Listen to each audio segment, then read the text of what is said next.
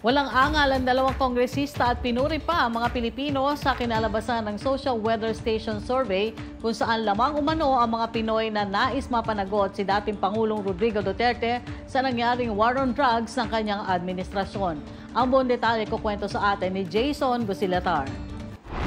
Para sa dalawang miyembro ng Kamara, malinaw umano ang mensaheng hatid ng pinakahuling survey ng Social Weather Station na dapat managot si dating Pangulong Rodrigo Duterte sa mga umano'y extrajudicial killing sa pagpapatupad ng kanyang War on Drugs campaign. Ayon kay House Assistant Majority Leader at Lanao del Sur Representative Zia Alonto Adjong, ang resulta ng survey ay nagpapakita ng sentimiento ng publiko sa issue.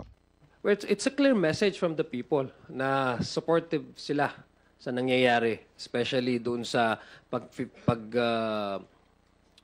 for the former president to have time to have his day in court, no, sa ICC. I think the public is focused more on why he was there in the first place, not so much on the technicalities, no. Kasi yun naman talaga po yung pinakapulto dito does he deserve a day in court at the ICC or not?